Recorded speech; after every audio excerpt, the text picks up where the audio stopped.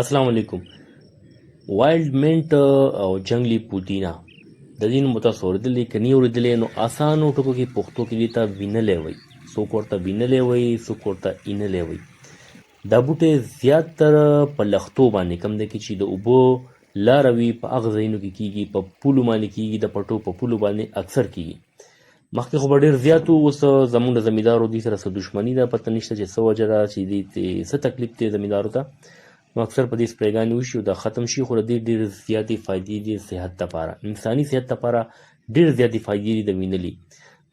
ځنګلي پودینا یا وایلډ منټ داسې یو بوټی دی چې دا بغیر سره خصمانې نه، بغیر سره محنته دا راخیږي په پولو باندې او د لښتو په پولو باندې زیاتره راخیږي.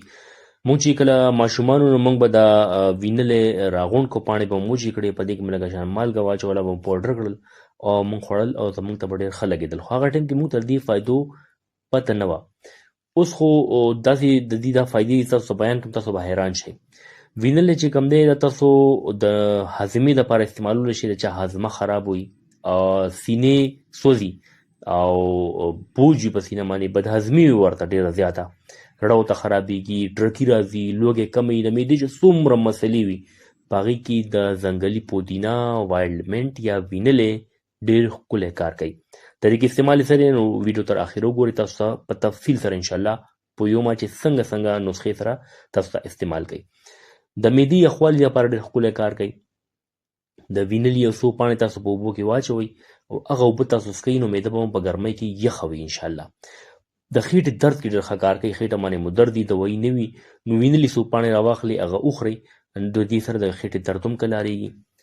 ساه چې کوم ده، ساه کې تازګي راولي، د خولې بدبو ختموي. د چا د خولې نه بدبو ځي که نه، د خولې بدبو ډېر وجوهات وي، خو د معدې هم یو وجه وي. نو چې دا ستاسو خولې نه بدبو راځي، تاسو وینلی استعمال کوئ نو ساه به مو هم تازه شي او د خولې بدبو به هم انشاءالله ختمه شي.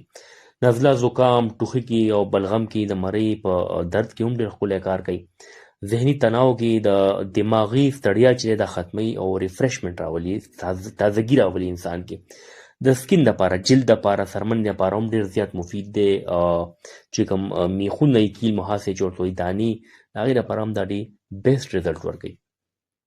وینلې چې کوم دی د دې طریقې استعمال ډېر آسان دی او یو چمچ خشک چې کوم ځنګلي پودینه دی یا وینلې دی، دا به تاسو په نور کې وچ کړئ، به وساتئ او یو چمچ په ګرمو اوبو کې تاسو اچوئ او هغه یشوئ او بیا څکئ.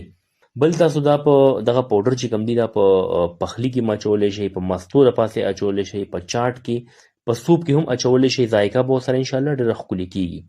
په ساده اوبو کې دا تاسو وایشوئ دا وینلې او د هغې باب چې هغه په نزله زکام کې ډېر ښکلی کار کوي. پوزه چې که بنده وي هغې سره هم دا چې دی پوزه کولاوه شي. د وینلي وچ پاوډر چې کوم دی هغه په مسالو کې هم استعمالیږي او د مسالو ذایقه مو سره ښه کېږي، خوند مو سره پیدا کوي او صحت لپاره هم د دې ډېره زیاته فایده وي. کوشش کوئ تاسو چې کله د دې موسم شي، زیاتره د ګرمۍ په موسم کې دا ډېر زیات وي د لښتو په پولو باندې، نو دا تاسو ځان ته دا بوټي راشو کوئ او هغه سنبالوئ، هغه صفا وینځئ پاڼې او بیا وچوئ او دا بیا په یو جار کې دا پوډر کوئ او په یو جار کې د شیشې په جار کې چې هغې باندې ډکن بند وي او هغه محفوظ ساتئ، انشاءالله دا ډېرې مودې پورې نه خرابېږي او تاسو په دې مختلف بیمارو کې استعمالولی شئ او ډېر زیاتې فایدې لري. دا احتیاط په دې کې صرف داسې پکار ده چې ډېر مقدار کې استعمال نه یې پکار، چې کوم څه ډېر شي نو هغه نقصان کولی شي. نو مقدار چې کوم ما تاسو وښودو، یو چمچ استعمالولی شي تاسو په یو ټایم کې. بلکې مې زنانه چې حمل باندې وي یا ماشومانو له پی ورکوي نو هغې ته هم احتیاط کوئ او دا دې نه استعمالوئ.